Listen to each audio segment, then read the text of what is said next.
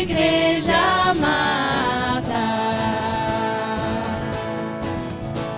com força e com furor, nos prova o tentador, com artimanhas tais e astúcias infernais, que iguais não há na terra.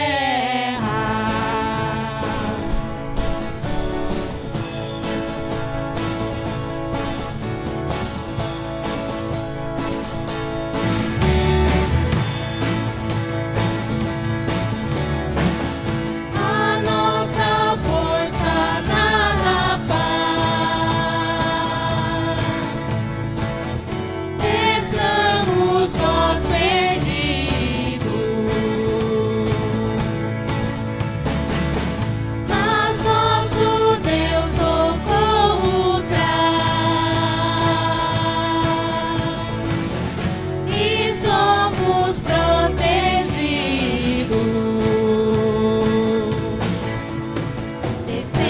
Defende-nos, Jesus, o que venceu na cruz, Senhor dos altos céus, e sendo o próprio Deus, triunfa na batalha.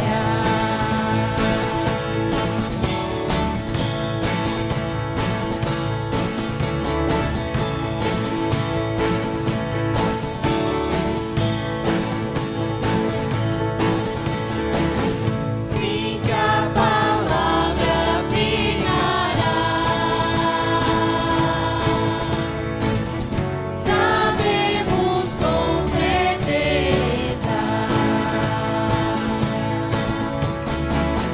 pois ela nos ajudará com armas de defesa.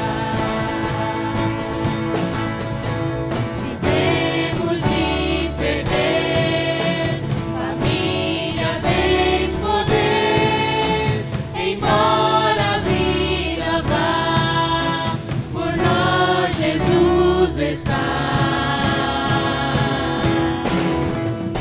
e nos dará seu reino.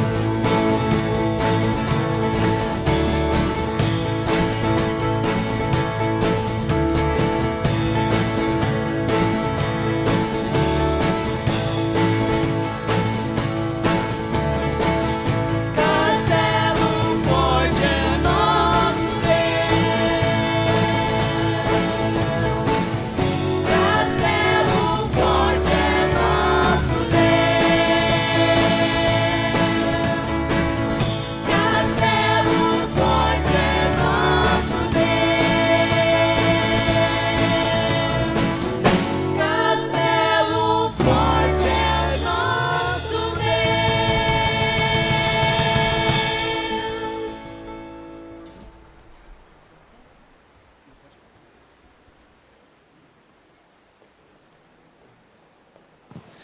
Boa noite, meus amados.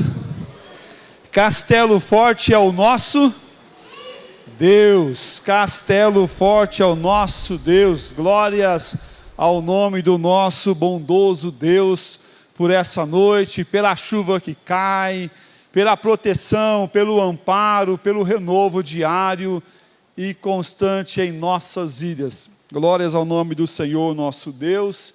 Seja bem-vindo em nome do Senhor Jesus Cristo. Que Deus abençoe a sua vida. Nossa oração, nossa petição ao nosso bom Deus é que Deus fale aos nossos corações essa noite, que a gente venha sair daqui com a palavra em nossa mente, em nosso coração, glorificando o nome do Senhor Jesus. Convido você a abrir a palavra do nosso bom Deus, lá em Evangelho segundo João, capítulo 1, nós vamos ler do versículo 1 ao versículo 14. Eu vou ler os versículos ímpares e peço que a igreja leia os versículos pares. Mesmo assentados, mas em reverência à palavra do nosso bom Deus, nós vamos assim proceder à leitura. Diz assim a palavra do nosso bom Senhor. No princípio era o Verbo estava com Deus, e o Verbo era Deus. Todas as coisas foram feitas por intermédio dele, e sem ele, nada do que foi feito se fez.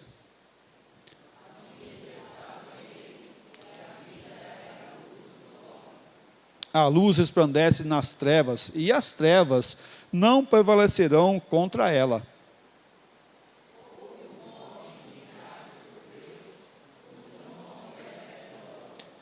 Esse veio como testemunha para que testificasse o reino da luz, a fim de todos virem a crer por intermédio dele.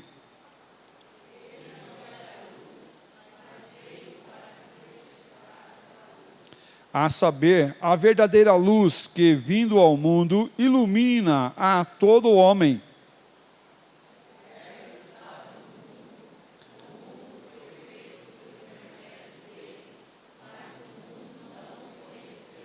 Veio para o que era seu, e os seus não o receberam.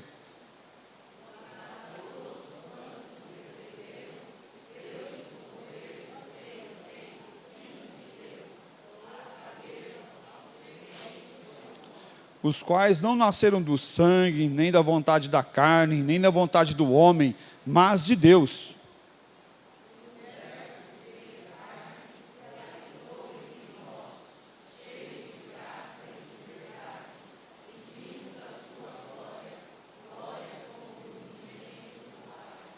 Eu vou pedir que o nosso irmão presbítero Teles chegue à frente para nós fazermos uma oração de louvor ao nosso bom Deus, de exaltação a Ele. Enquanto isso, o nosso irmão Teles vem à frente, nós vamos repetir o versículo 12. O versículo 12. Pode vir. Leamos todos. Mas a todos quanto receberam, deu-lhes o poder de serem feitos filhos de Deus, a saber, os que creem no seu nome. Amém. Glórias ao nome do nosso bom Deus, por Cristo Jesus, a nossa salvação, o grande missionário que realizou essa obra salvadora nos nossos corações, e agora através de nós podemos levar essa palavra de verdade, de graça e de amor. Oremos ao Senhor nosso bom Deus, com o nosso irmão presbítero Teles.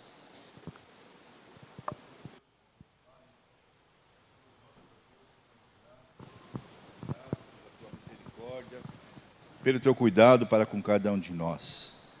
Obrigado, Deus, porque nós estamos reunidos nesse local que o Senhor mesmo reservou, um local onde nós podemos adorá-lo, onde nós podemos louvá-lo e reconhecer a grandeza do Deus maravilhoso que Tu és. Obrigado pela oportunidade que o Senhor nos dá de estarmos aqui. Cada coração, cada pessoa, cada filho Teu que entrou aqui nesta noite, possa ser ricamente abençoado com a Tua palavra, com aquilo que nós vamos ouvir, e que possamos entender que só o Senhor é o Senhor das nossas vidas. Tudo, ó Deus, tudo concorre para o bem daqueles que Te amam. E assim, ó Pai, nós nos colocamos na Tua presença. Ó Deus, Pai Todo-Poderoso, louvado seja o Seu grande e eterno nome. Aceita esses momentos de oração, de louvor, de adoração ao Teu nome, onde nós vamos ouvir a Tua palavra. Aceita, ó Pai, como reconhecimento da Tua imensa sabedoria, imensa graça, imenso poder, porque nós devemos tudo a Ti, ó Deus. Só o Senhor é o Senhor das nossas vidas. Precioso é estarmos reunidos em Teu nome, ó Pai. Obrigado, ó Deus, e continue assim, permitir que nós estejamos dia após dia reunidos em Teu nome, para Te adorar, para Te louvar. E obrigado a Deus pelo Teu Filho amado Jesus, que veio a este mundo para nos redimir e nos levar até o Senhor, até o Deus Pai Todo-Poderoso. O Senhor é o nosso caminho, é a nossa verdade e é a vida. Obrigado a Deus por tudo. Nós oramos no nome desse mediador, Jesus Cristo, Teu Filho. Amém.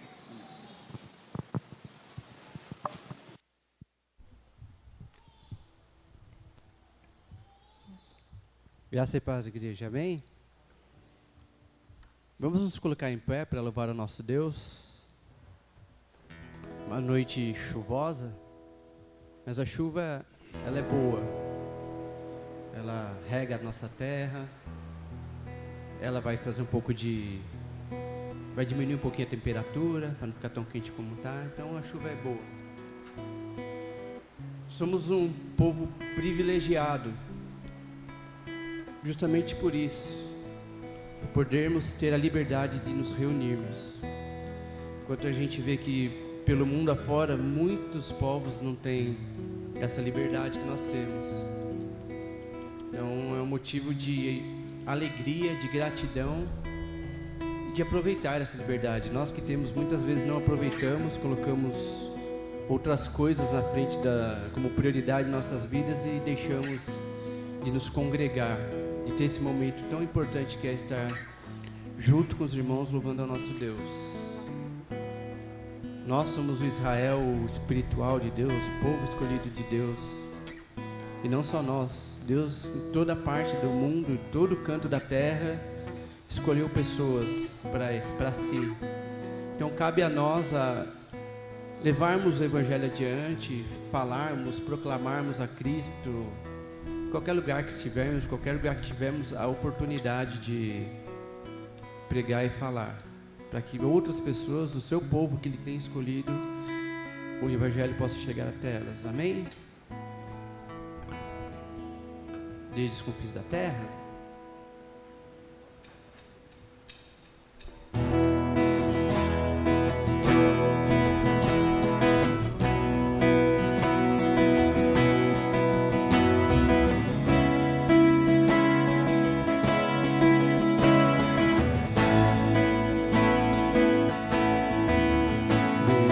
Confins da terra, o mais profundo mar, nas alturas do céu, louvado é dentro dos corações, em meio a um clamor.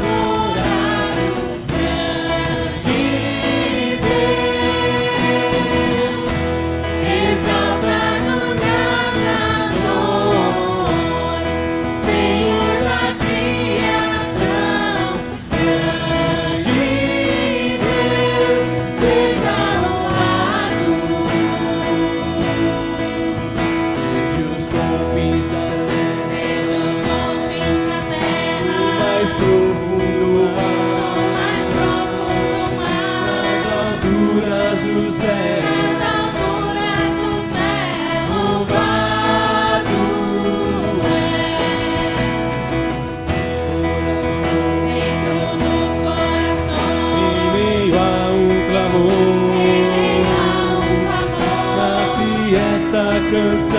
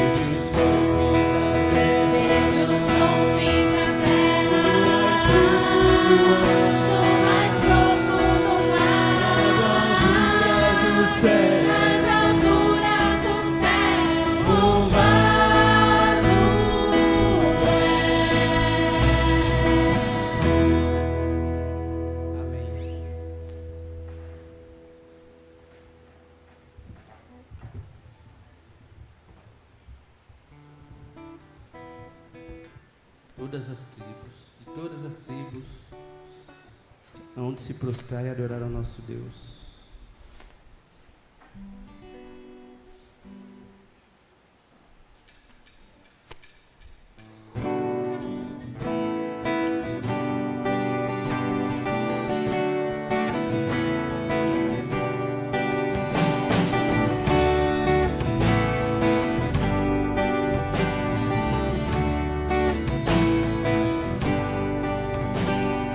Todas as tribos, povos e raças, muitos irão te louvar. De tantas culturas, línguas e nações, no tempo e no espaço, virão te adorar. Bendito seja sempre o Cordeiro, Filho de Deus, Raiz de Davi. Bendito seja teu santo nome, Cristo Jesus, presente aqui. La la la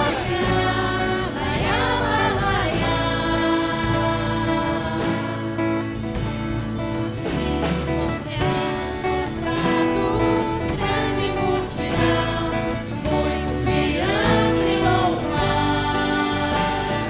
Povos reunidos, teu reino e nação, no tempo e no espaço, virão te adorar. Bendito seja sempre o Cordeiro, Filho de Deus, Raiz de Davi. Bendito seja teu santo nome, Cristo Jesus, presente aqui. La la la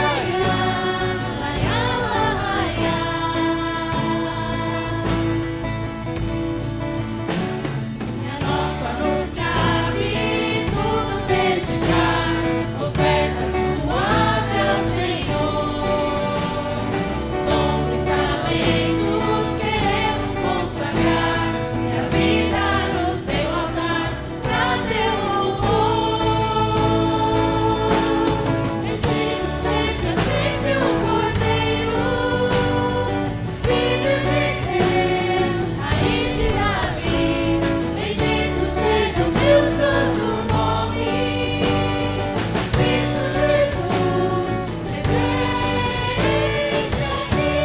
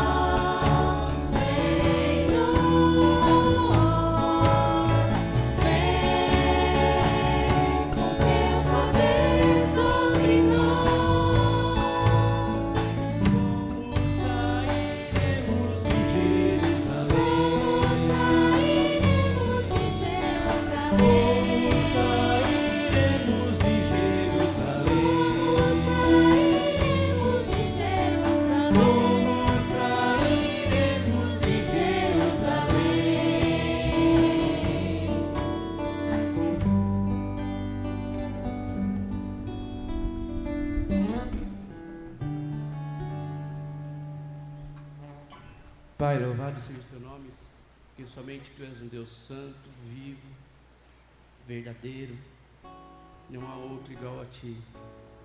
Somente tu é o Deus Salvador, aquele que salva conforme a tua vontade, aquele que escolhe para si conforme a tua vontade, Pai.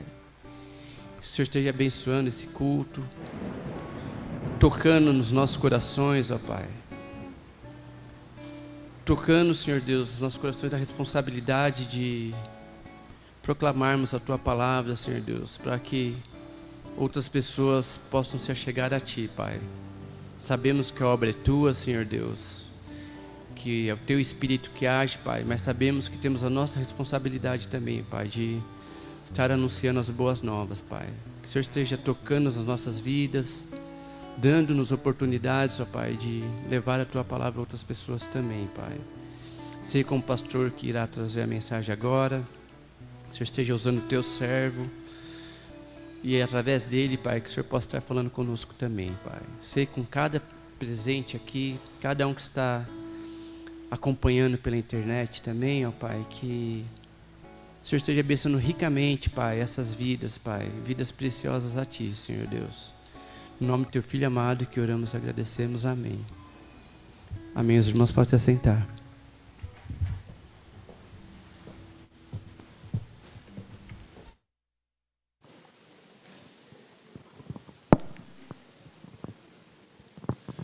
Reverendo Sérgio, por favor, chegue aqui à frente. Reverendo Sérgio, o conheci lá em Guaratinguetá, quando convidamos o irmão para estar pregando lá, e desde aquele momento foi sempre uma alegria poder estar junto, cultuando ao Senhor nosso Deus. Tínhamos um casal, né, que foi ovelha dele no passado, o Urbano e a Selma, e agora vocês não têm... Gente, como esse mundo é pequeno demais.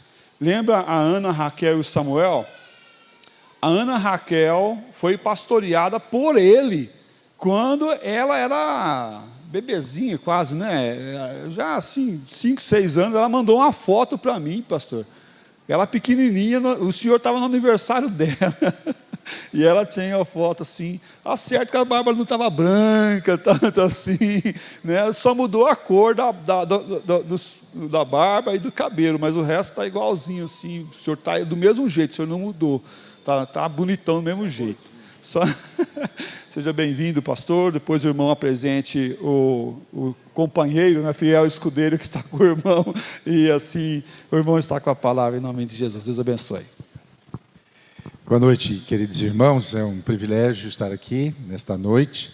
Como o reverendo Toniel disse, a primeira vez que nos encontramos foi lá em Guaratinguetá, quando ele pastoreava a igreja, e tinha membros da minha igreja, não apenas este casal, mas também tinha 2 jovens que estavam estudando, fazendo a faculdade lá, e frequentavam a igreja. O Natan era um deles, hoje terminou seu doutorado aqui na USP, está aqui em São Paulo, e na época estudava lá. E aí então nós conversamos, e veio o convite, fui e preguei na primeira conferência missionária lá, e lá eu conheci mais de perto o reverendo Toniel. Depois, em São Bernardo do Campo também, estivemos juntos, há 2, 3 anos atrás, né? Parque das Nações, é Santo André? Santo André, Parque das Nações. Pois bem, então é um privilégio estar aqui. Nesses últimos 24 anos, eu fui diretor da Agência Presbiteriana de Missões Transculturais, portanto, responsável pela mudança de Junta de Missões Estrangeiras para a agência. Na época, eu era o secretário executivo da Junta de Missões Estrangeiras, e então fiquei responsável para estudar um novo movimento de missões transculturais para a IPB. Foi um momento muito difícil final dos anos 90, e tivemos então que fazer esse estudo, e chegamos então à conclusão que deveríamos fazer um upgrade em missões transculturais na IPB. E aí então fizemos a proposta de uma mudança estatutária, e não só de estatuto, mas também de filosofia mesmo, de atuação na obra missionária transcultural. A IPB até então tinha a Junta de Missões Estrangeiras, e aí então fiz a proposta, apresentei um projeto de estatuto, e assim nasceu a Agência Presbiteriana de Missões Transculturais, que amanhã o reverendo Agripino vai estar aqui, e ele, que é o executivo da APMT, vai então transmitir um pouco mais do que é a APMT hoje, do que é essa Agência de Missões Transculturais da IPB. Então, isso aconteceu lá no final dos anos 90, no início dos anos 20, iniciamos então a APMT. E hoje é uma organização, uma agência missionária da Igreja Presbiteriana do Brasil, que vem enviando missionários para todo o mundo, para mais de 44 países, onde nós já estamos com muitos missionários e muitos projetos avançando, mais de 200 missionários hoje em todo o mundo. Então eu tive esse privilégio de, nos últimos 24 anos, ser o diretor e presidente por mais de 16 anos da APMT. Mas também, em paralelo a isso, nos últimos 8 anos, eu estive e estou, e continuo ainda, à frente da diretoria da Missão Evangélica Kaiowá. Então, ficarei mais 4 anos. Eu entendi que os 24 anos na APMT já foram o suficiente. Então, está na hora de... A barba branqueou, o cabelo também, e tantas outras coisas nesses 24 anos. E, em paralelo também, nos últimos 8 anos, trabalhando na diretoria da Missão Evangélica Kaiowá. Então, eu fiz, diante de Deus, oramos em família, igreja, e eu decidi ficar com a Missão Evangélica Kaiowá para os próximos 4 anos, porque ela precisa ainda de um apoio, de um upgrade que estamos promovendo nos últimos 8 anos na Missão Evangélica Kaiowá. E, portanto, em julho, no Supremo Concílio, eu entreguei o meu cargo com muita alegria por ter podido servir ao Senhor nesses 24 anos como diretor da Junta de Missões Estrangeiras e também nos últimos anos da APMT. Então eu queria falar um pouco sobre isso. Sou pastor em Piracicaba, já há mais de 20 anos também, da Igreja Presbiteriana do Piracicamirim. Está comigo o meu presbítero, Clóvis, que tem me acompanhado aí nas viagens mais próximas aqui. Ele sempre tem vindo comigo, tem sido bênção aí, me ajudando nas conduções. Já não sou mais jovem, não é?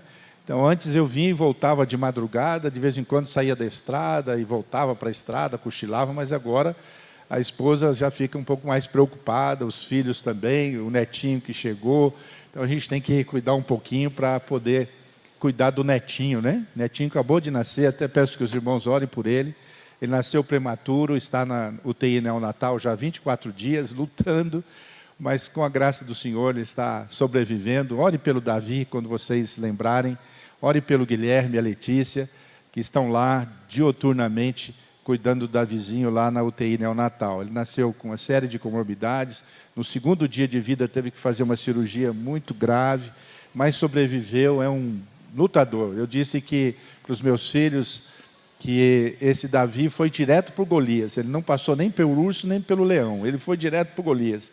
Mas está vencendo, já venceu o primeiro Golias. Então peço que os irmãos orem pelo Davizinho, que Deus dê graça aos pais.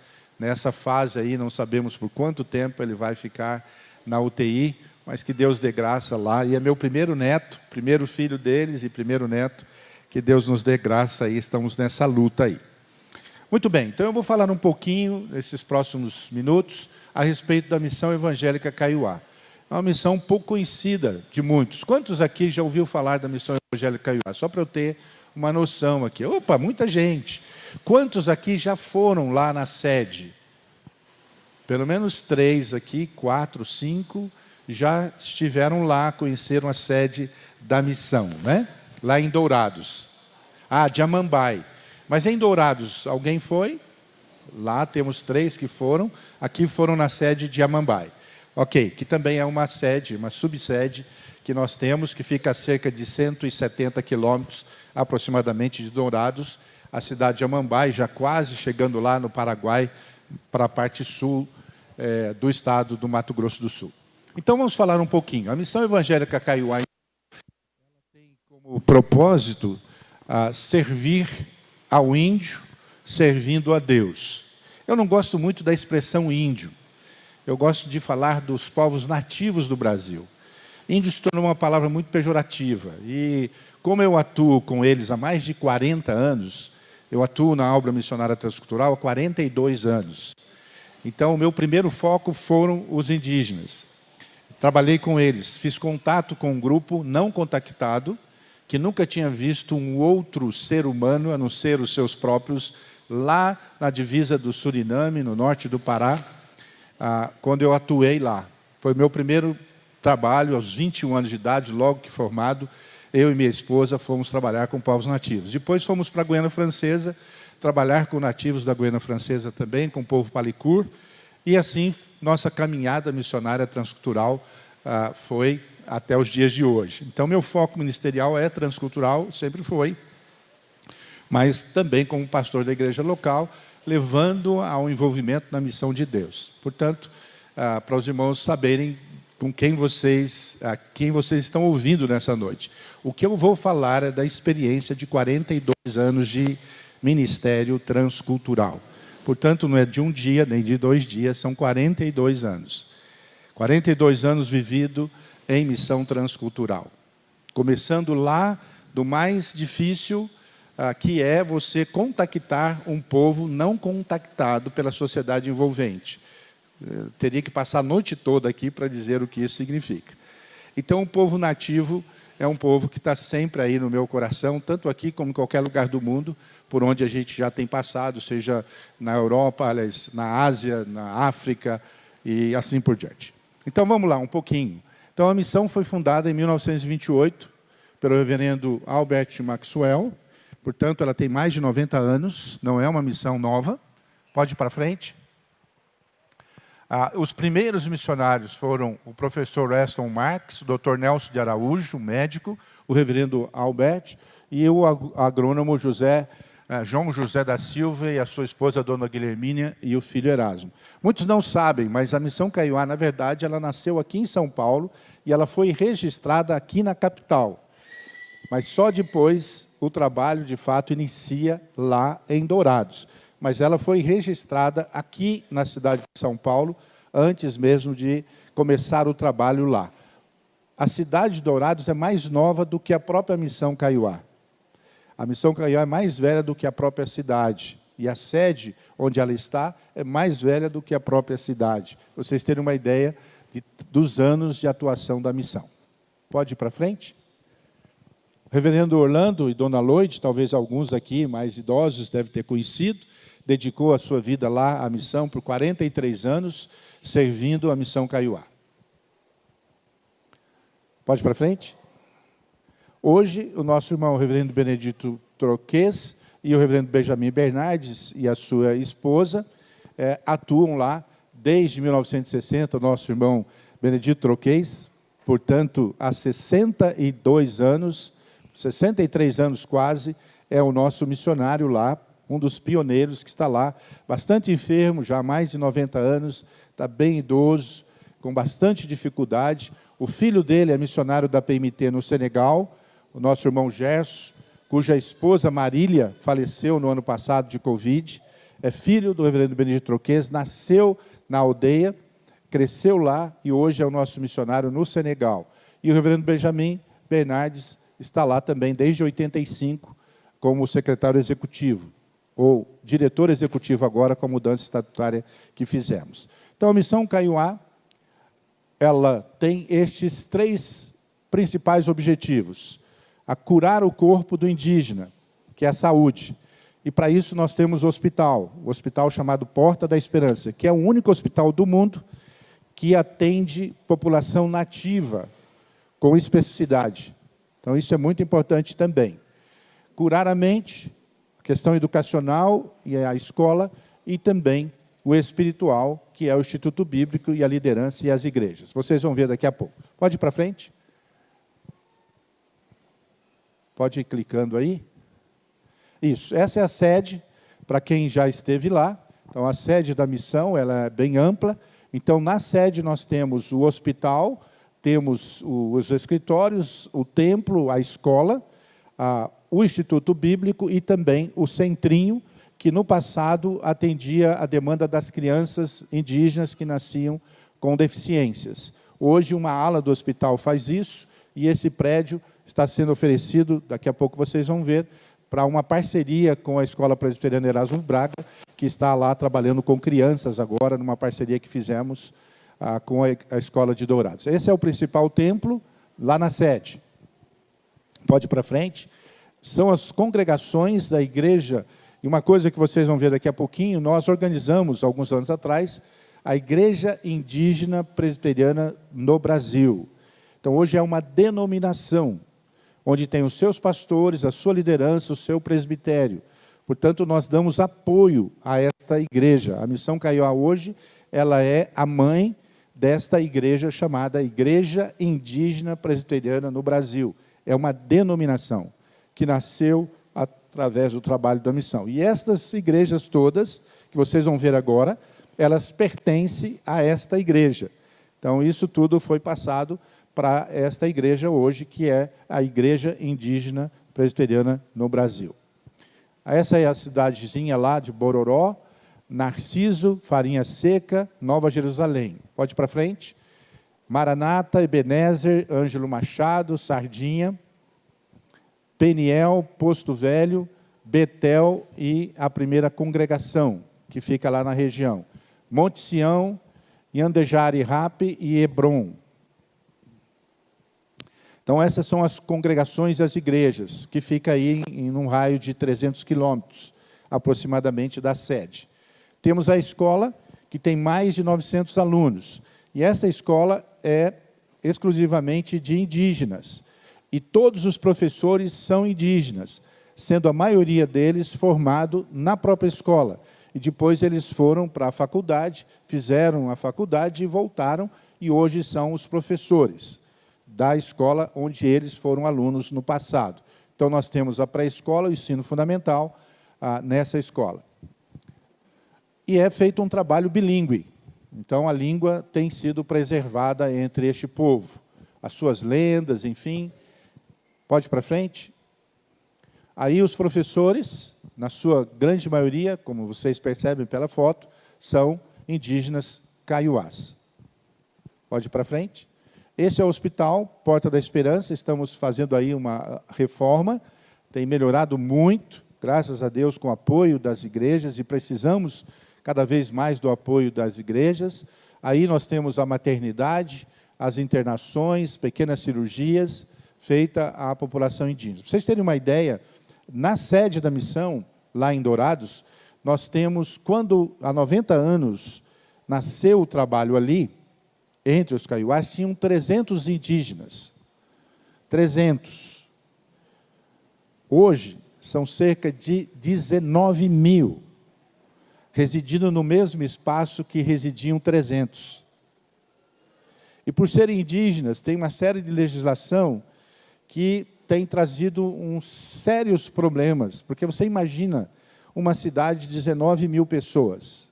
Lá em Piracicaba, ao redor dela, temos várias pequenas cidades com 3 mil habitantes, 6 mil habitantes, 5 mil habitantes.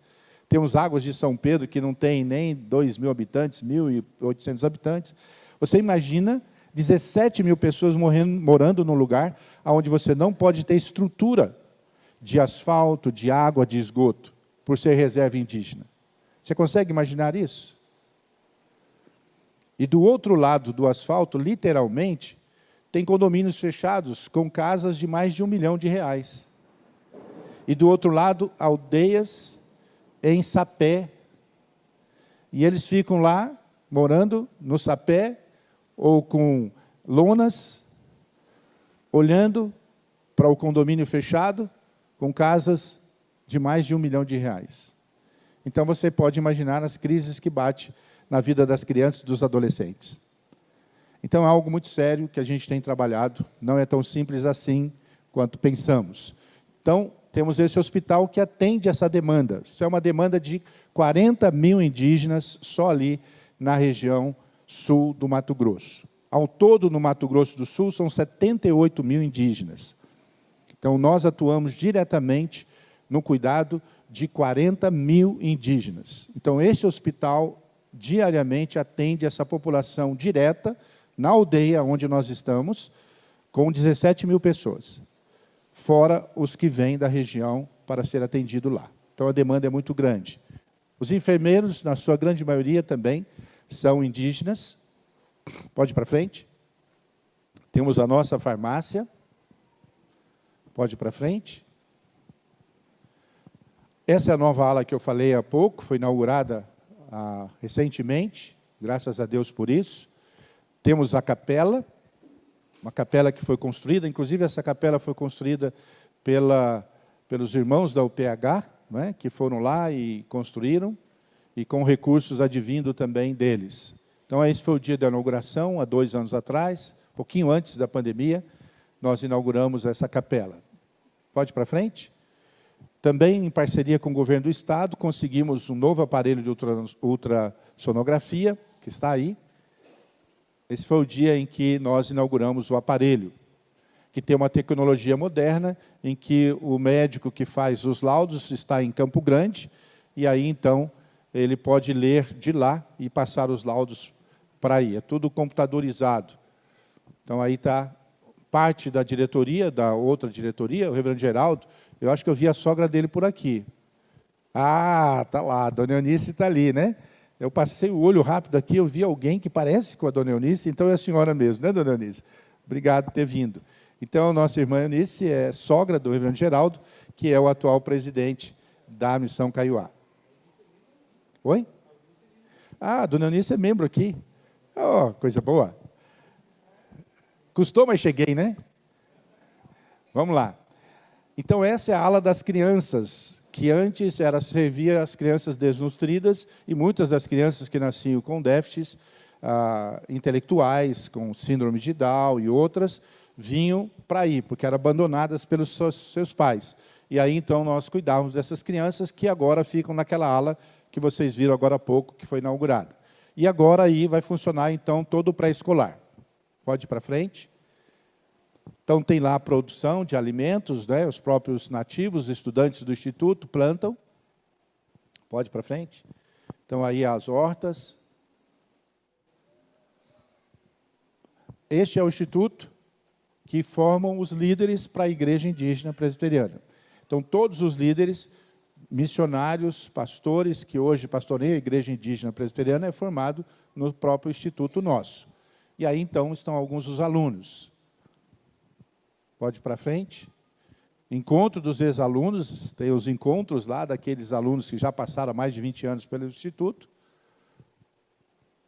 A tradução da Bíblia, recentemente foi feita uma nova versão atualizada da Bíblia toda, Kaiowá, e está sendo agora distribuída. Então, existe a própria, os inários, né? O Japorri ali é o inário.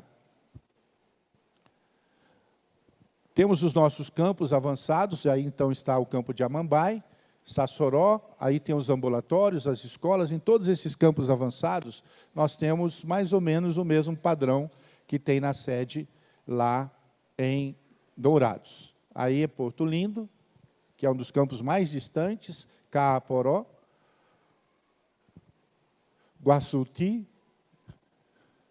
Campestre, aldeias com missionários indígenas. Então, essas todas têm os missionários indígenas à frente. Pode ir para frente? Pode ir para frente? Para vocês terem uma ideia. Pode ir para frente? Ok? Ok? Aí esses são os missionários indígenas formados pelo próprio Instituto. Pode ir para frente? Aí sempre são em casais, né? E essas aldeias são os nossos desafios para os próximos anos. Ainda não tem presença de missionários nessas 11 aldeias. E cada vez mais surgem novas aldeias, em que eles estão indo para outras regiões, e essas são 11 aldeias existentes hoje, que é o desafio dos próximos anos para serem alcançadas. No dia 16 de agosto, então, de 2008, foi esse dia histórico, em que finalmente a gente pôde organizar a Igreja Indígena Presbiteriana. E aí foram os primeiros pastores que foram ordenados e assumiram das duas línguas que trabalhamos diretamente, os terenas, que é um grupo menor, e os caiuás. Então, essa é a nossa primeira turma. O Jailson é presbítero e o Jânio também presbítero. O Jailson é presbítero lá em Amambai. Esta é a igreja de Amambai. Então, nós estávamos pregando lá, e uma das coisas que a gente gosta de fazer é usar o cocar quando pregamos. O Geraldo fica bonito de cocar, né?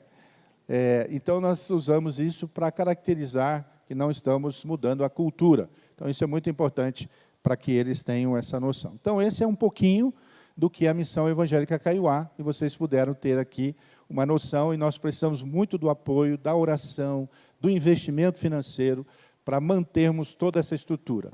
Mas, fora isso, até por causa do hospital, quando o presidente foi Fernando Henrique Cardoso, e o ministro da Saúde foi o Serra, não é?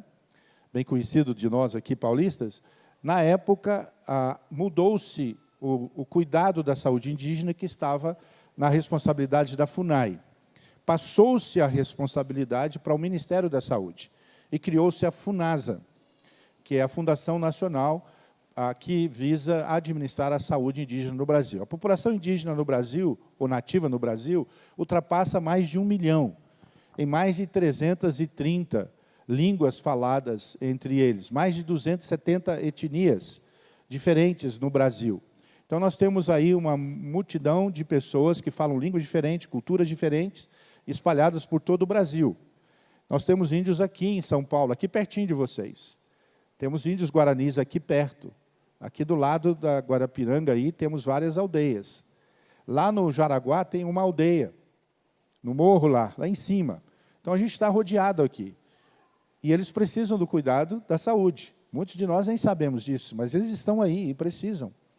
Então, o que o governo fez lá, o Fernando Henrique? Criou a FUNASA, passou a administração da saúde para o Ministério da Saúde. Mas eles não tinham expertises para isso. O que eles fizeram? Procuraram organizações que atuavam com as populações indígenas para que pudessem fazer uma parceria e trabalhar no cuidado dessa saúde indígena. Com isso, a missão, durante esses últimos 18 anos, ela assumiu praticamente quase o cuidado da saúde desses 1 milhão de indígenas para o Brasil todo. Isso foi um grande desafio, foi muito complicado, e nos últimos 8 anos, quando fomos para lá, eu, o reverendo Geraldo, fomos com essa incumbência, juntamente com os irmãos da IPI, uma vez que há uma parceria com a IPI também, para procurar historificar essas coisas todas e dar um novo dinamismo para esse tipo de trabalho. Nós entendemos que era muito, tínhamos que recuar um pouco para entender todos esses processos, porque nós tínhamos funcionários contratados do Rio Grande do Sul até o Amapá. Para vocês terem uma ideia do volume disso, nós tínhamos mais de 12 mil funcionários, sendo 1.000 deles médicos. Então, qual é uma multinacional que tem 12 mil funcionários? Você imagina 12 mil funcionários espalhados pelo Brasil inteiro. Então, era um grande desafio. Só que esses recursos que vêm do governo federal, ele é destinado de forma muito específica para o custeio desse RH. Então, somente isso. A missão não pode usar 1 centavo desses recursos para ela, para suas outras atividades, nem para dentro do próprio hospital. E com isso, muitas igrejas deixaram de contribuir com a missão, entendendo que ela tinha dinheiro demais. Não, o dinheiro não é nosso. Nós não administramos esses recursos. Esses recursos chegam especificamente para pagar o salário do médico e pronto. Esta é a parceria. Nós apenas atuamos na administração para ver se o trabalho de fato está sendo feito. se o médico está cuidando direito dos indígenas. Mas nós não temos nenhum manuseio desses recursos. E isso dificultou bastante. Então, nós reduzimos isso, nós entendemos que tínhamos que sair um pouco para entender isso, e assim nós hoje estamos atuando na saúde indígena de Roraima e do Mato Grosso, e do Amazonas inteiro, que já é muita coisa. Então, nós diminuímos para cerca de 6 mil funcionários, metade. Então, não é fácil administrar uma organização desse tamanho, com médicos, com dentistas, com atendentes, em todo o país. Então, nós reduzimos e ficamos com todo o estado do Amazonas, norte do Acre, parte do Roraima, com os índios Yanomamis e todo o Mato Grosso do Sul. Então, hoje a nossa demanda caiu pela metade, mas ainda continua sendo grande, mas agora a gente entende todos os processos e fica melhor o gerenciamento disso. Então, nós mudamos o estatuto no ano passado e isso trouxe um dinamismo melhor para a missão. Estamos avançando na reestruturação da missão evangélica Kaiowá. E o objetivo dela é alcançar os povos nativos do Brasil com o Evangelho de Cristo. Esse é o nosso propósito principal, para a glória de Deus. Não é fazer o social. Social todos fazem. O nosso propósito maior é a glória de Deus sendo revelada a todos os nativos do Brasil. Para isso que nós existimos como Missão Evangélica Kaiowá. Então, eu gostaria que vocês orassem, conhecessem um pouco mais a missão, investissem nesse trabalho, para que mais populações nativas do Brasil conheçam o Evangelho de Cristo e o tenham como Senhor e Salvador. Precisamos muito da oração da igreja e da participação de todos neste projeto, que é da Igreja Presbiteriana do Brasil. Agora vocês conhecem a Missão Kaiowá. Ninguém pode sair daqui nessa noite e dizer assim, eu não conheço a Missão Evangélica Kaiowá. Hoje você conhece. Ela é sua missão, ela é sua responsabilidade, ela pertence à sua igreja, da qual você é membro, e, portanto, você deve orar e conhecer e participar, porque ela pertence a você também. Você é tão responsável quanto eu que estou lá na diretoria, para que esta missão avance para a glória de Deus, alcançando os povos nativos do Brasil. Que Deus abençoe todos aqueles que lá estão. Abra sua Bíblia, portanto, em Filipenses capítulo 4, versículo 13, e eu quero, então, trazer esse desafio a todos vocês nesta noite. Afinal, estamos aqui para ouvir também a palavra do Senhor. Tudo posso naquele que me fortalece. Tudo posso naquele que me fortalece. É um texto muito conhecido, obviamente, de todos os crentes. Todos aqueles que leem a Bíblia conhecem esse texto. Em algum momento da sua história você deve ter recitado esse versículo para si mesmo. Em momentos de crise, em momentos de dificuldades, você talvez disse para si mesmo, como dizia o salmista, porque estás abatido a minha alma, espere em Deus que eu ainda o louvarei. Talvez em algum momento você disse, tudo posso naquele que me fortalece, tudo posso naquele que me fortalece, portanto não vou esmorecer, porque eu tenho um Deus que me fortalece. Paulo, ao escrever essa carta aos Filipenses, sem dúvida, é uma das cartas, se não é a única carta mais alegre que Paulo escreve, muito embora estava preso. E ele escreve essa carta da prisão, numa situação inóspita, difícil. As prisões daqueles dias, e as prisões de hoje já não são aquelas coisas, especialmente a do Brasil e de outros países aí, onde eu já estive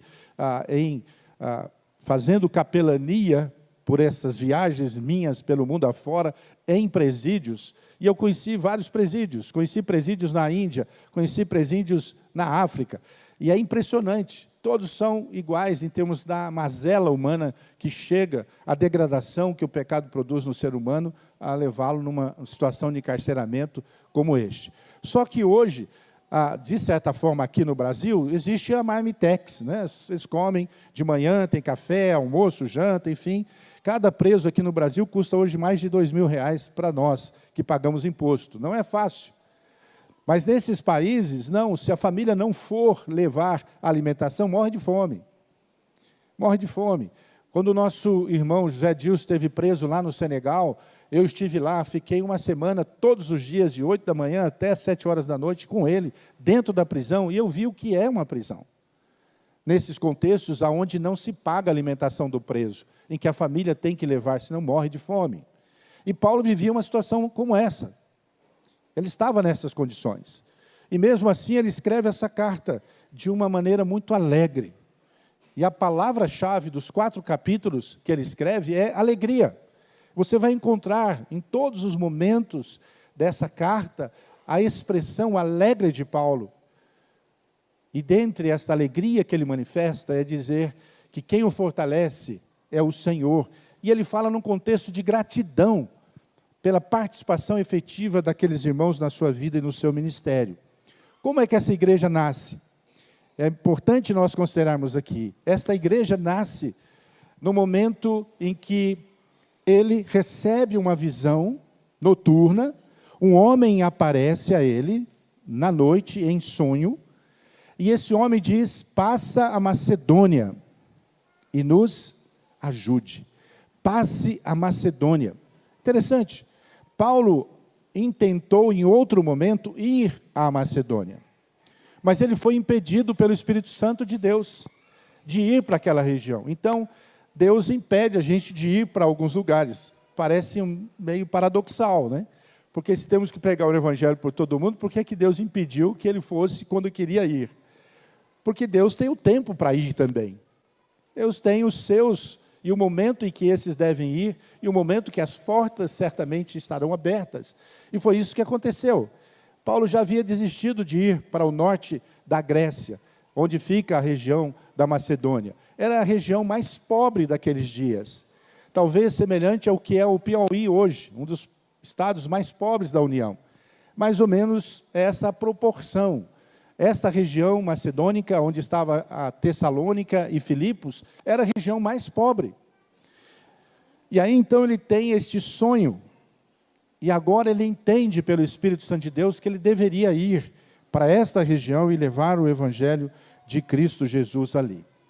Quando ele chega na cidade, depois de perseguido por outras, ele chega na cidade, como ele fazia de costume, ele ia até os lugares onde estavam reunidos os judeus, nas sinagogas, porque eles já tinham o pano de fundo do Evangelho, e aí então eles pregavam. Eram expulsos da sinagoga e eles iam para as praças. Mas em Filipos não foi tão assim. Ele ia todos os dias, juntamente com a sua equipe, Silas e os demais, ele ia para a beira de um corguinho, como diz lá em Piracicaba, do corguinho, e aí na beira do corguinho do riacho, eles oravam, todos os dias.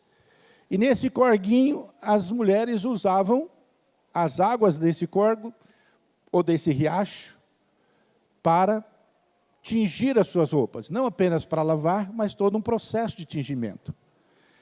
E ali estava uma senhora vendendo o produto para estas mulheres alvejarem as suas roupas e tingirem as suas roupas. E esta mulher chamava-se Lídia. E ela vendo aquele povo orando ali, ela ouve o Evangelho. A palavra diz que o Espírito Santo tocou no coração dela. E aí nós, como reformados, entendemos perfeitamente o que isso significa. Deus chamou e o chamado foi irresistível, e ela veio e se aproximou. Há algo no meu coração e vocês precisam me dizer o que eu tenho que ouvir. E ela então ouviu de Paulo que Cristo morrera por ela e pela sua família. E ela entrega a sua vida a Cristo e é tida como a primeira convertida no continente europeu, uma vez que ali, hoje, faz parte do que a gente entende como Europa. E nasce então a primeira convertida. Nesse íntere, entre idas e vindas, de onde ele estava até o riacho, onde eles estavam orando ali, ele passava por uma praça, e nessa praça havia uma jovem possessa. E todos os dias, os demônios que a possuíam, e os seus donos a usavam para que ganhando dinheiro, era uma escrava, para que fizesse as adivinhações demoníacas deles. E aí então, todos os dias, quando Paulo e Silas e os outros passavam por ali, esses demônios cutucavam Paulo. Depois de tanta insistência desses demônios cutucando Paulo, Paulo se volta e expulsa esses demônios dessa jovem. E aí então, por causa disso, os donos dessa jovem escrava perderam a sua fonte de renda. Foram ao delegado e denunciaram o que havia sido feito por eles. E essa denúncia, então, levou-os à prisão. Paulo está preso. E preso então vem um terremoto. Enquanto eles adoravam e louvavam o Senhor, vem um terremoto. Abre-se as portas das cadeias.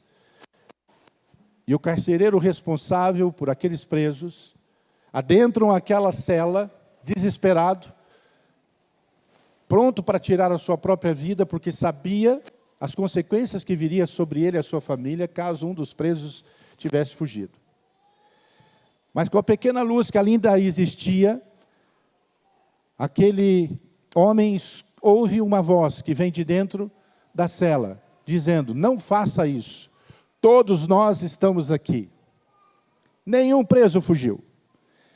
E aí então aquele homem adentra a cela e faz a pergunta que todos nós conhecemos: o que devo fazer para ser salvo? Crê no Senhor Jesus, será salvo tu e a tua casa. Assim nasceu a igreja de Filipos. A igreja de Filipos nasce na conversão de Lídia, neste manifestar do poder de Deus e expulsar os demônios daquela jovem. Não sabemos se ela se converteu ou não, o texto não diz com clareza, o texto de Atos. Mas converte-se aquele homem, que vai levar logo em seguida o apóstolo e os seus à sua casa, para que ele pregasse o evangelho para toda a sua família. E na mesma madrugada todos foram batizados, a sua família, e ele volta para o cárcere. E no outro dia descobriu-se que ele não podia estar preso por ser um cidadão romano. E aí então ele é liberto. Nasceu a igreja de Filipos. Paulo mais tarde então vai escrever, estando preso agora em outro lugar, vai escrever esta carta aos filipenses. E é nesta carta aos filipenses que ele vai manifestar toda a sua alegria, e que ele vai dizer: tudo posso naquele que me fortalece. E aí então a pergunta que precisamos fazer é: quem é este que tudo nós podemos, porque ele nos fortalece? O que é que Paulo fala a respeito deste que o fortalece? Então, nos 4 capítulos, deixa aberto aí, acompanhe comigo nesses próximos 15 minutos, o que Paulo diz a respeito de quem é esse que nos fortalece, e que nele tudo podemos. Capítulo 1, ele diz que este que nos fortalece, e por isso tudo posso nele que me fortalece, é o Filho de Deus. Deus é o seu Pai, o Pai de Jesus. E eu gosto muito disso. Eu gosto dessas referências quando Paulo cita Cristo como Filho de Deus. Por isso que Deus é Pai. E Deus, enquanto Pai, Ele planejou todas as coisas. Deus, enquanto Filho, Ele executa tudo o que Ele, enquanto Pai, planejou. Deus, enquanto Pai, planejou, e Deus, enquanto Filho, executou. Mas Deus, enquanto Espírito Santo, Ele aplicou. Tudo o que Ele planejou, tudo o que Ele executou, Ele executa e Ele nos convence e aplica pelo seu Espírito na sua vida. Portanto, todas as vezes que Paulo faz referência a Deus como Pai de Jesus, é preciso entender que tudo nasce no coração do Pai, no projeto desse Deus eterno, Criador dos céus e da terra. Mas aí, no verso 6 do capítulo 1, ele diz que Ele iniciou uma grande obra em nós, e essa grande obra haverá de ser concluída. Aquele que começou a boa obra em vós, irá concluí-la. Portanto, posso tudo naquele que me fortalece, porque Ele é o Pai, planejou, executou e aplica pelo seu Espírito na nossa vida, porque Ele começou, e tudo que Ele começou, Ele irá concluir de uma maneira perfeita. Mas no verso 11, verso 3 do capítulo 3, diz que este que tudo podemos e nos fortalece, é o único que deve ser adorado e glorificado. É o único que deve ser adorado e glorificado. Tudo posso naquele que me fortalece, porque Ele é o objeto único da minha adoração e do meu louvor. Adorar e glorificar tão somente a Deus. No verso 19 do mesmo capítulo 1, ele diz que este que nos fortalece é o Deus que está atento ao clamor dos seus e responde as orações. Por isso Paulo orava todos os dias, incessantemente, intercedia em favor dos seus. No verso 27 ele diz: esse que tudo posso, porque me fortalece, eu devo, portanto, viver de modo digno deste que me fortalece. Viver com dignidade, com comprometimento, com seriedade, com aquele que nos fortalece. Porque é simples dizer, em qualquer circunstância, dizer: Deus, tudo posso do Senhor que me fortalece. Mas como está sendo o nosso caráter cristão? E hoje o nosso mundo está precisando de gente de caráter, que está faltando. Que tenha o caráter de Cristo, que pareça-se com Jesus a cada dia. Pois para isso fomos predestinados, para sermos conforme a imagem do seu Filho, para termos o formato de Jesus, conforme Ele, e não conforme a nós mesmos e os interesses mundanos e seculares. Por isso Paulo nos chama a atenção.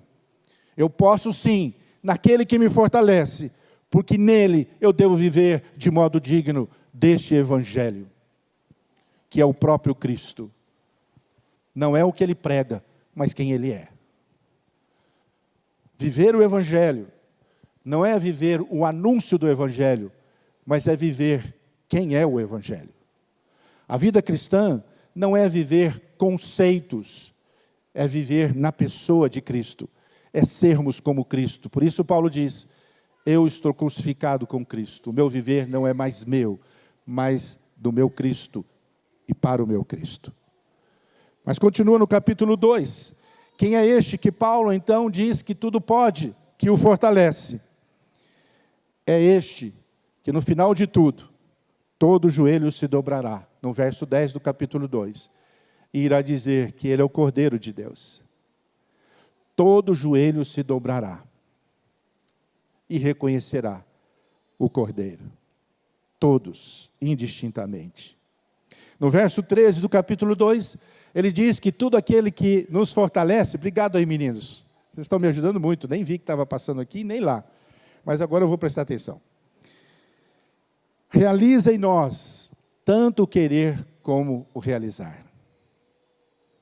Realiza em nós. Então, de novo, tudo posso naquele que me fortalece, porque ele realiza em mim o seu querer, e não o meu querer, mas o dele. Efetua tanto o querer como o realizar, segundo a sua boa e eterna vontade. No capítulo 3, duas coisas, verso 8, preparei meninos. Quem é este que Paulo diz que tudo posso? Sim, deveras considero tudo como perda, por causa da sublimidade do conhecimento de Cristo Jesus, meu Senhor, por amor do qual perdi todas as coisas e as considero como refúgio para ganhar a Cristo. E se pegar a palavra do 9 aí, e ser achado nele. Olha que coisa, para ganhar a Cristo e ser achado nele. E ele está se referindo, nos versos anteriores, a sua posição no povo de Israel. Paulo era o cara, ele dizia: eu sou Benjamim de Benjamim, eu sou o cara. Eu sou isso, aquilo, mas quem disse isso foi o Roberto Carlos, né? Mas Paulo também disse: eu sou o cara. Eu sou o cara que veio da tribo tal, e isso, aquilo, sou fariseu, sou um conhecedor da lei, etc, etc, etc. Ele era o cara, super espiritual do ponto de vista do judeu. Tanto é que ele tinha uma posição, e que autorizou, inclusive, a própria morte do primeiro mártir do cristianismo, né? O nosso querido diácono. Porque ele tinha essa posição. E ele disse: mas tudo isso não me serviu para nada. Não me levou a lugar nenhum. Pelo contrário, me levaria à eternidade sem Deus. A minha religiosidade era falsa, era hipócrita, não tinha sentido. E tudo isso, todos esses títulos que me davam destaque, não me servem. E a palavra que ele usa aí, refúgio, é literalmente estrume, para não usar uma palavra mais dura ainda. Essa é a palavra que ele usa como refúgio aí. que não serve para nada. Não me serviu para nada. Me condenaria até. O principal é estar em Cristo e ser achado em Cristo. Queira Deus que, se Jesus voltar hoje, você seja achado em Cristo. Eu seja achado em Cristo. Que Deus tenha misericórdia de nós. E esse era o desafio. Conhecimento mais sublime de Cristo Jesus. Verso 20. Quem é esse que tudo posso, porque me fortalece? Verso 20 do capítulo 3. Pois a nossa pátria está nos céus, de onde também aguardamos o Salvador, o Senhor Jesus Cristo. Eu tudo posso naquele que me fortalece, não pelas coisas que Ele pode e me abençoa na transitoriedade da vida. Até porque aqui é 70, 80 anos canseiro e enfado. E tudo passa rapidamente e nós voamos. O que Cristo veio propor para nós não foi a transitoriedade, mas foi a eternidade. E aí então, nós podemos naquele que nos fortalece, porque a nossa esperança, e se a nossa esperança, como Paulo escreve, 1 Coríntios capítulo 15, está em Cristo pelas coisas desta vida, somos os mais infelizes de todos os homens. Portanto, eu tudo posso naquele que me fortalece, porque é aquele que veio trazer a eternidade. Esta é a proposta. Em João capítulo 6, o maior capítulo do Evangelho de João, Jesus narra que as pessoas o procuravam. E ele disse claramente: vocês me procuram por causa do pão e do peixe. Portanto, as pessoas procuram um milagreiro. Não é diferente. Os templos estão cheios, e muitos deles agora à noite, à procura de milagres e de milagreiros. E o texto de João diz mais na frente que Jesus se desviou de alguns que queriam vir para coroá-lo rei de Israel. Muitos procuram reis transitórios. E aí Jesus no final do capítulo diz: e vocês apóstolos, os 12 que sobraram, porque até aqueles discípulos que o seguiam o abandonaram, muitos deles. E Jesus disse: vocês também vão me abandonar? Quem sou eu para vocês? E a resposta de Pedro foi: Senhor, só tu tens palavras de vida eterna. Portanto, a proposta de Cristo não é para a transitoriedade, é para o eterno. É eternidade.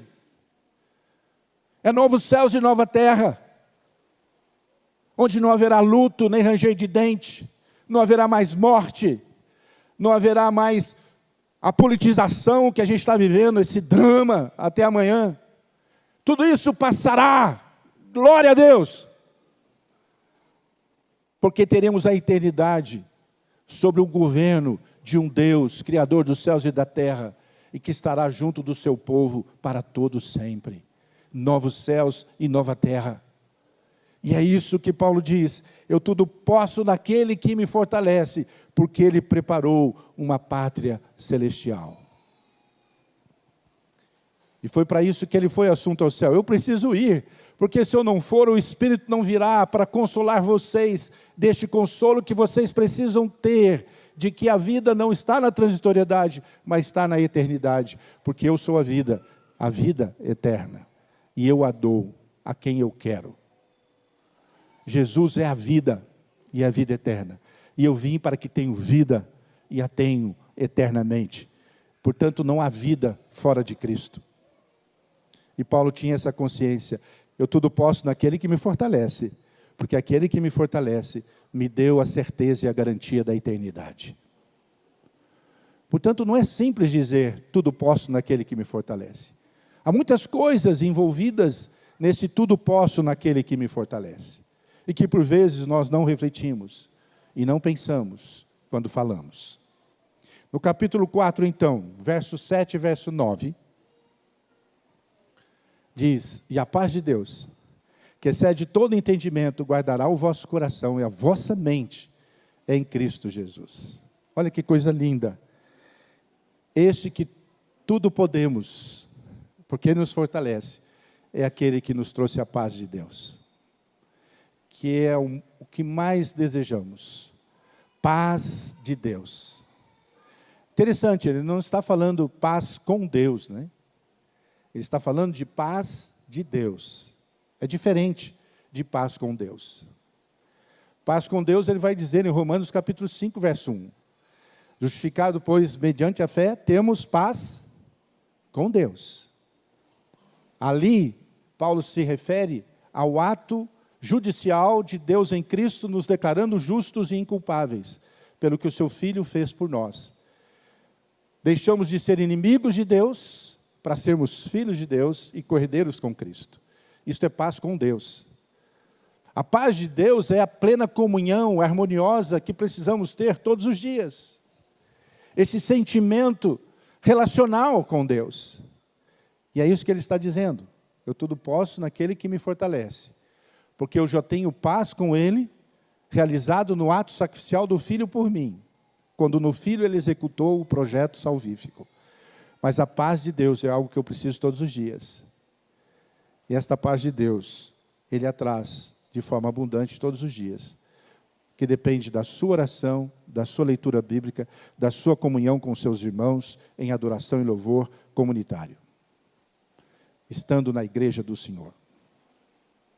Paz de Deus. Mas ele, no verso 19, então, ele diz o seguinte: e o meu Deus, segundo a sua riqueza em glória, há de suprir em Cristo Jesus cada uma de vossas necessidades, e não dos seus desejos supérfluos, mas das suas necessidades. E o próprio Jesus, no Sermão do Monte, disse o que é a nossa necessidade: o que comer, o que beber e vestir. Estejais contente. Os pardais não plantam, contudo eu cuido deles. Salomão, em toda a sua glória, não se vestiu como os lírios. Vocês não valem muito mais do que os pardais, do que os lírios? E o vosso Pai Celeste sabe do que você precisa. E Ele prometeu suprir as necessidades, e não o supérfluo. O essencial, o comer, o beber e o vestir, não nos faltará. Sempre o Senhor é o mesmo provedor. E é isso que Paulo está dizendo. Deus é o provedor das nossas necessidades. Ok, muito bem. Dito isso, tudo posso naquele que me fortalece? Ok, posso ir embora. Bênção de Deus. Oh, como eu fui empolgado. Como estou empolgado, abençoado. Mas eu tenho que concluir. Porque eu vim aqui para falar de missões. Não foi isso que você me convidou, Toniel? Então, o que tem a ver com missões tudo isso? Eu falei apenas de teologia, de cristologia, de eclesiologia. E a missiologia? Onde está nisso tudo? Aí, então, nós temos a resposta a isso tudo. Foi que essa igreja de Filipos se tornou a igreja modelo no comprometimento missionário. Por ela saber quem é aquele que o fortalece, ela se tornou uma igreja exemplar na missão de Deus. Como é que vemos isso? Então me ajuda aí, meninos, capítulo 1, versículo 5. Rapidinho agora, para concluirmos. Pela vossa cooperação no Evangelho, desde o primeiro dia até agora. Então, aquela igreja que nasceu através de Lídia, através daquele centurião, daquele carcereiro responsável ali, e tantos outros que vieram a se converter, Paulo diz que eles se tornaram cooperadores desde o princípio.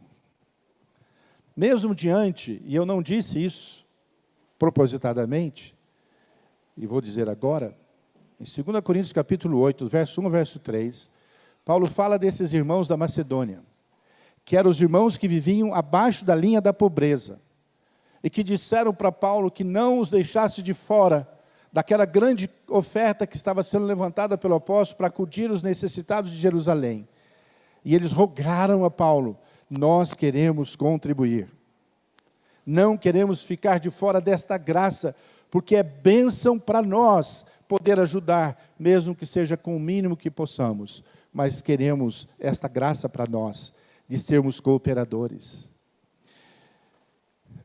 Eu me lembro de uma ocasião, e o Clóvis foi o meu presbítero que esteve lá logo depois da minha cirurgia, né, Clóvis? Você foi o primeiro a chegar lá. Eu tive um infarto alguns anos atrás, não era por menos, né? A PMT e tantas coisas. Eu tive um infarto há 4 anos atrás. E estou com 3 stands aqui, essas molinhas que me ajudam a vir aqui e falar com vocês. E aí, quando eu fui para o hospital, na verdade, eu infartei, coisas de milagre de Deus, né? E nem sei se eu vou perguntar isso no céu, porque eu não vou querer perguntar nada, mas, enfim, se eu puder perguntar alguma coisa. Eu infartei lá na Romênia, eu estava falando num congresso, lá na Transilvânia.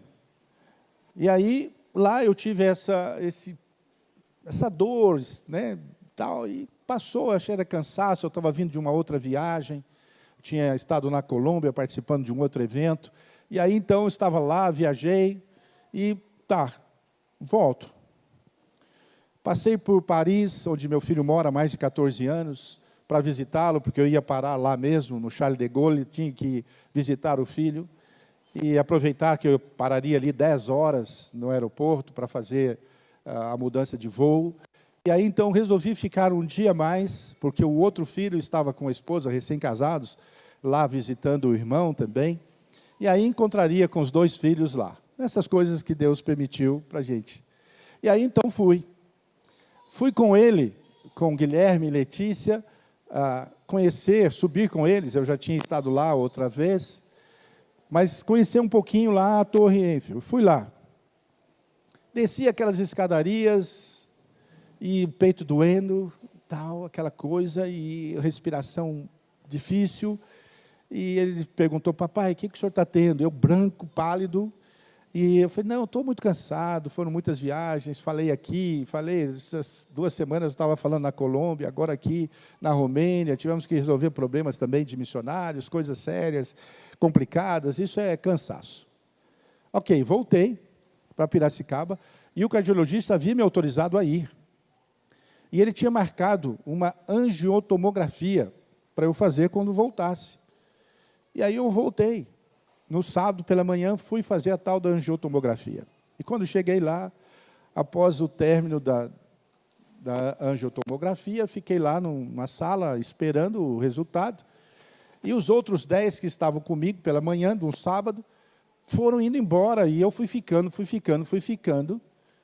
E aí, já passava das 11 horas da manhã, eu cheguei às 7 horas, eu chamei a enfermeira e disse, você me esqueceu aqui no meu cantinho? O que está acontecendo, né?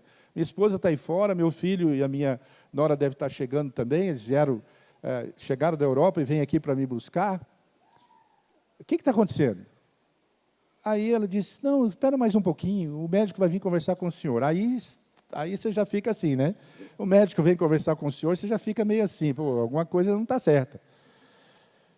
E aí, o susto maior, e aí não morri mesmo, né? Estou aqui, né?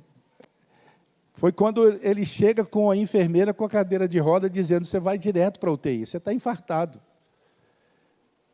E já há algum tempo, como o senhor está vivo? E nessas coisas de Deus, o patrão do Clóvis, um dos patrões do Clóvis, filho do principal patrão do Clóvis, ele trabalha com cardiologistas, né? Ele é o faz-tudo dessa família, né? É o mordomo-mor dessa família. Estava lá, né? O que foi que ele disse para você, Clóvis?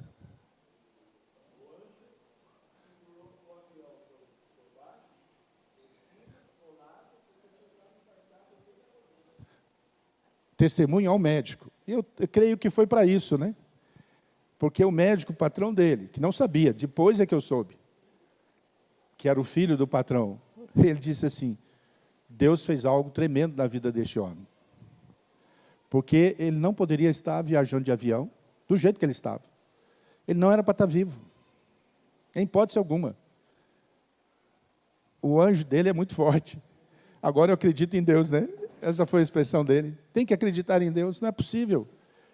Que o coração dele esteja do jeito que está, sem irrigação no lugar que não estava sendo irrigado, já branco. E eu vivo, fazendo as coisas, só com muito cansaço. Não conseguia pegar um livro no chão. Deus esteve ali.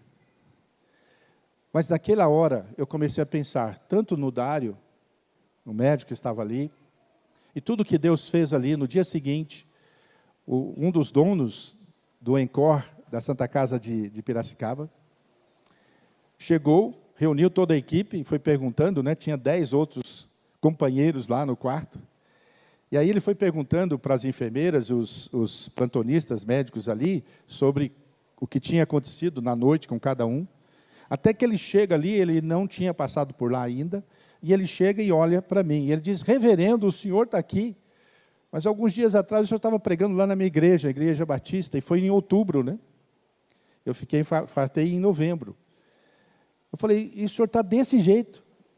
Eu falei: pode deixar que daqui para frente eu vou cuidar do senhor. O dono.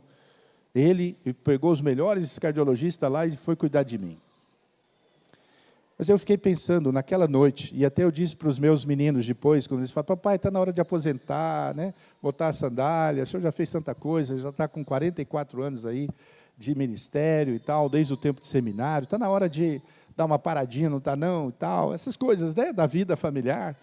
Aí então, eu disse: filho, eu posso até deixar de ter o meu CPF como responsável pela presidência do conselho, mas, pastor, eu vou até morrer.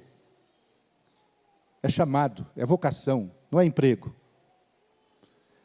E eu vou provar para você como isso é verdade. Naquela madrugada, eu lá, tudo cheio de fio para todo lado. Quando o doutor falou que eu era o reverendo, até então não tinha me identificado, as enfermeiras começaram a revezarem para estar ao meu lado, pedindo que eu orasse por elas e com elas. E naqueles 5 dias de UTI ali, eu conheci os dramas de todas as enfermeiras ali. Todas as situações de adversidades, de conflitos familiares, de problema de droga com filhos, de problema de alcoolismo do marido. E todas elas vinham e disseram: reverendo, ora comigo, ore por mim. Eu dizia assim: eu que estou precisando de oração aqui, eu tenho que orar por vocês. Não, é isso mesmo. E eu fazia com muita alegria. Anunciava o Evangelho de Cristo e falava do amor de Deus, e orava com elas. Deus abençoe essa senhora, abençoe essa irmã, abençoe essa jovem. Pastor, até na hora que você está dando o último suspiro, você vai estar orando por alguém. Isso é vocação, isso é chamado do Senhor. E o que eu aprendi ali? A cooperação. Cooperar é operar com. Paulo diz: tudo posso naquele que me fortalece. Quem é este que me fortalece? É aquele que, através de vocês, participando da minha vida e ministério, cooperam para o crescimento do Evangelho. Portanto, desde aquele homem que me recebeu na recepção, até o médico que me operou, todos eles têm igual importância, mesmo que eu não saiba o nome deles. São cooperadores.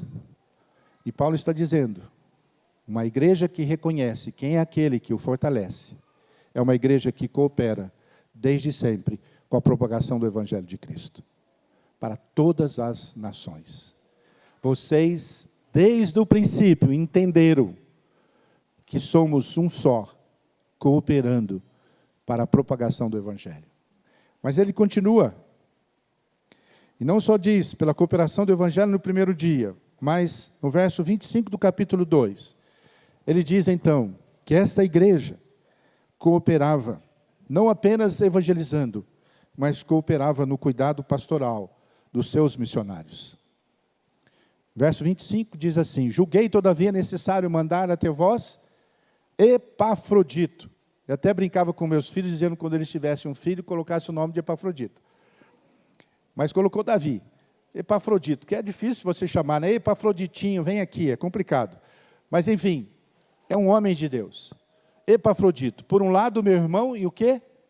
Cooperador e companheiro de lutas. E por outro, vosso mensageiro e vosso auxílio nas minhas necessidades.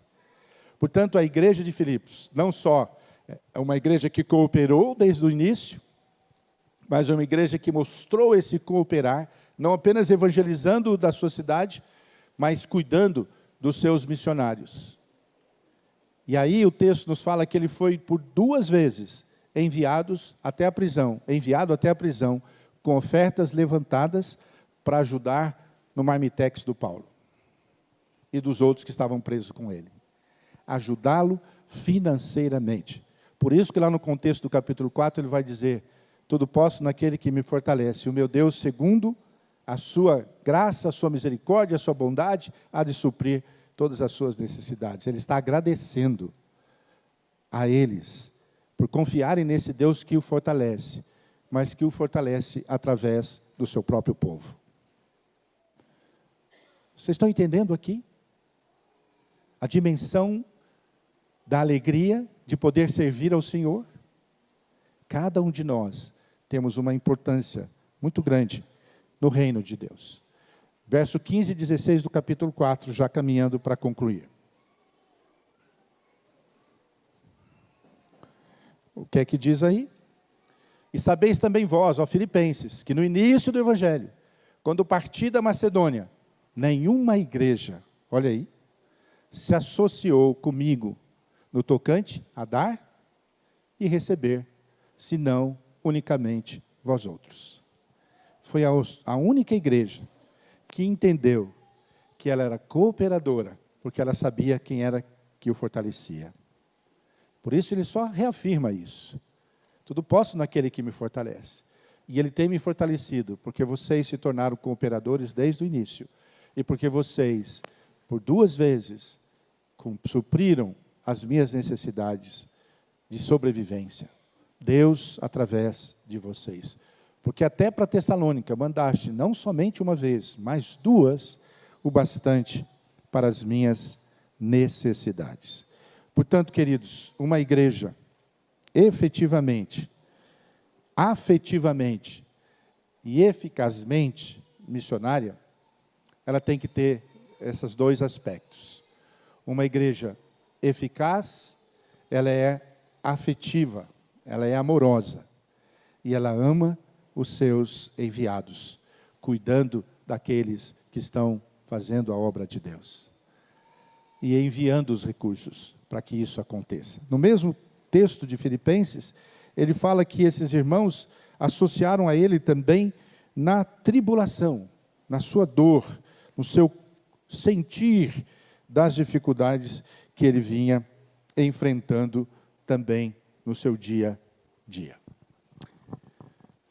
O que você tem feito como igreja do Senhor? Você tem dito: tu posso naquele que me fortalece, mas sabem de fato quem é aquele que te fortalece? Hoje você é indesculpável, porque hoje você sabe quem é aquele que te fortalece e por que ele te fortalece. Mas não apenas saber que esse Deus, o mesmo Deus de Paulo, o mesmo Deus dos Filipenses, é o nosso Deus que nos fortalece, que tem provido as nossas necessidades, que tem cuidado de nós, que começou a boa obra e vai concluí-la, que responde às nossas súplicas, às nossas orações. É um Deus que quer que cada um de nós sejamos cooperadores na expansão do seu reino por toda a terra. Portanto, uma igreja missionária é uma igreja cooperadora. Mesmo que fiquemos no anonimato, não saibamos, como eu não sei e não lembro o nome do porteiro daquele hospital, mas eu sei da importância dele, para que a cirurgia fosse bem sucedida. Talvez você nunca vai ter seu nome exposto, mas você tem a mesma importância para o reino de Deus. Somos todos cooperadores para que o Evangelho de Cristo e a glória de Deus chegue a todos que precisam ouvir do Evangelho Salvador de Deus em Cristo. Portanto, tudo posso naquele que me fortalece, mas eu posso naquele que me fortalece ser cooperador, seja na tribulação, seja na oração, seja na contribuição, para que aqueles que estão indo façam a obra de Deus. Que Deus abençoe essa igreja, que essa igreja seja de fato cada dia mais uma igreja compromissada, cooperadora no reino de Deus, porque sabe quem é aquele que lhe fortalece. Obrigado, Deus abençoe.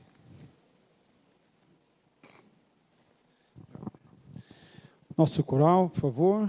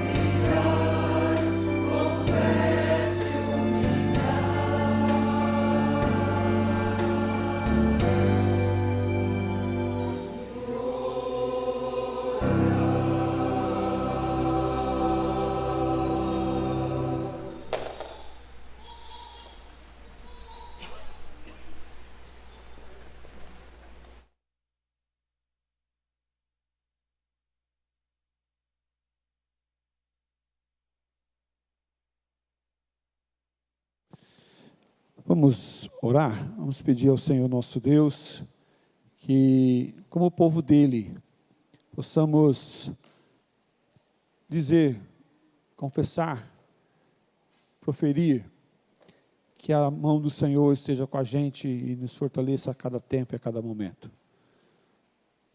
Nós que podemos todas as coisas no poder e na graça do Senhor Jesus Cristo, podemos assim também fazer e anunciar a verdade do amor de Deus a cada circunstância, a cada momento. Vamos orar, baixe sua cabeça e nós vamos assim glorificar o nome do Senhor Jesus Cristo. Pai de amor, obrigado porque o Senhor é bom.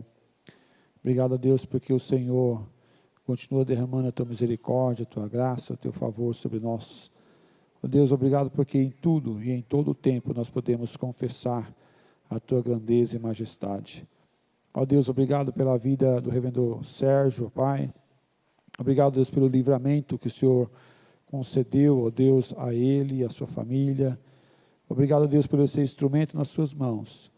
Obrigado, Deus, porque o Senhor tem cuidado dele e fortalecido, ó Pai, tanto ele quanto a sua família. Intercedemos, ó Pai, pelo pequeno Davi. Ó Deus, cuida, Pai, dele, lá no hospital, naquela UTI. Cuida do Pai dos seus papais. Ó Deus, que em nome do Senhor Jesus, ó Pai, essa família seja fortalecida na graça e no amor do Senhor. Ó Deus, que em tudo o teu nome seja glorificado e o Senhor seja anunciado para as nações, Pai. Obrigado por essa noite, obrigado, Deus, por conhecermos um pouco mais sobre a missão Kaiowá.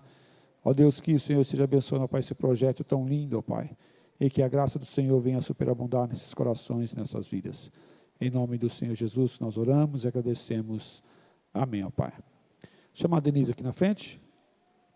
Chega aqui, Denise. Denise é a nossa secretária do Ministério de Missões. Ela vai falar um pouquinho sobre o que está acontecendo, o que está sendo feito e assim dar andamento na nossa programação. Boa noite, irmãos. É maravilhoso nós estarmos aqui essa noite, entendendo qual é o nosso papel como cristão. Ser cooperadores na obra do Senhor, né?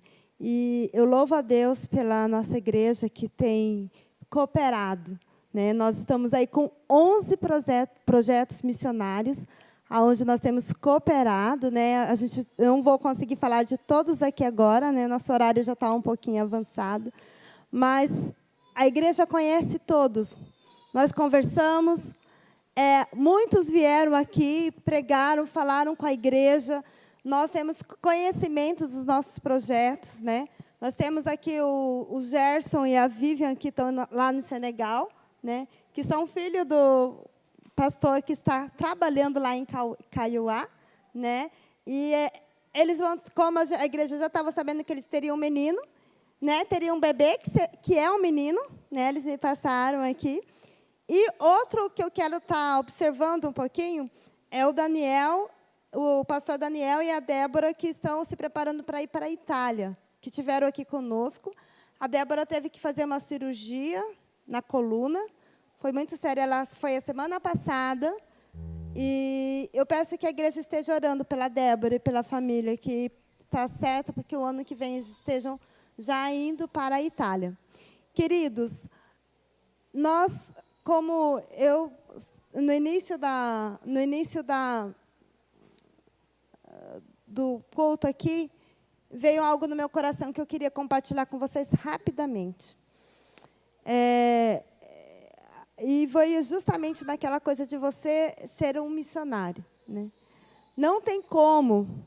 O nosso principal alvo como cristão é um coração sem Cristo. Muitas vezes nós nos perdemos na nossa vida da igreja e nós imaginamos que o nosso ministério é algo específico dentro da igreja. Nós temos, sim, Deus nos dá dons e talentos para que nós podemos exercitar os nossos dons e talentos aqui. Mas o nosso principal objetivo como cristão é olhar para aquele coração que não tem Cristo e chorar por ele, e orar por ele, e clamar por ele. Nós, como igreja, temos alcançado os missionários. mas nós temos orado por aquele ente querido, ou aquele conhecido, aquele companheiro de trabalho, aquele colega de escola, de faculdade, que está longe, que não conhece o Senhor Jesus como Senhor e Salvador da sua vida. Nós, como igrejas, temos que chorar por almas. Chorar para que Deus alcance almas.